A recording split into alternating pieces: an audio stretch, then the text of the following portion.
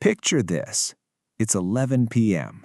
You've been awake since 6 a.m. You've worked a full day, gone to the gym, cooked dinner, answered emails, and you feel exactly the same as you did at 8 in the morning.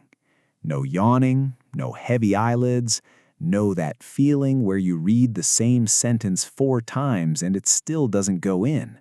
Just energy, constant, unchanged. Sounds like the best version of yourself, right? Here's what would actually happen. Your body would start falling apart within 72 hours. Not because you were doing too much, because sleep isn't rest. Sleep is maintenance. Every night while you're unconscious, your brain runs a cleaning cycle. It flushes out a waste product called beta-amyloid, the same protein that builds up in Alzheimer's patients. Without sleep, that waste accumulates. After 3 days, the cognitive decline starts to look like early dementia. Decision-making collapses, emotional regulation disappears. But let's say somehow your brain survived it. Let's say fatigue was truly gone. Not just sleep, but the entire signal. The tiredness you feel after a long run, the soreness that tells you your muscles need recovery, the mental fog that says, stop, you've been on this problem too long. All of it, gone. Here's the problem.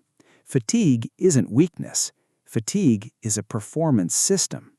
When your muscles get tired during exercise, that's not failure, that's adaptation signaling. The fatigue triggers repair processes that make you stronger. Remove the fatigue, remove the signal, and your muscles don't repair, they just accumulate micro-damage. You'd feel fine while your body quietly broke down. Same thing happens mentally. There's a concept in cognitive science called mental load. Your brain has a finite capacity for focused work, not infinite, not even close.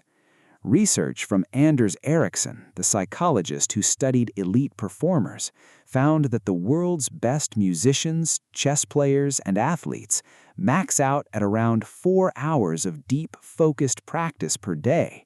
Not because they're lazy, because the brain literally cannot sustain it longer without quality degrading. The mental fatigue you feel after 2 hours of hard thinking isn't a bug. It's a ceiling built into how your prefrontal cortex, the decision-making, creative thinking part of your brain, actually functions. Pushing past it doesn't make you sharper. It makes your output objectively worse while you think it's getting better. That's the dark part.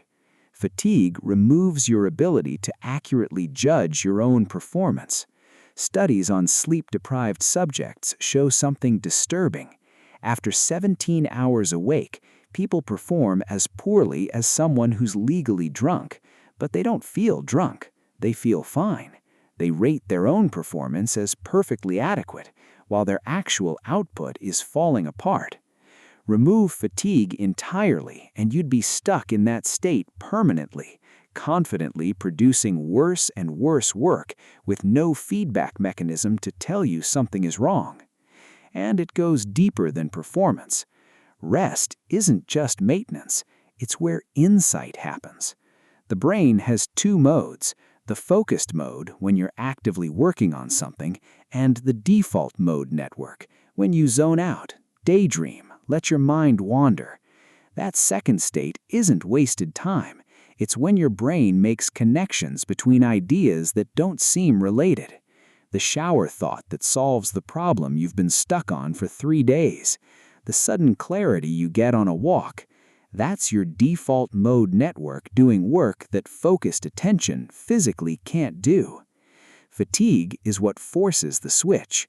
Without it, you'd stay locked in focused mode, grinding, executing, processing, but never integrating, never having the random insight that comes when you stop trying. The people who seem tireless, the ones you look at and think they never stop, almost all of them have one thing in common that isn't talked about.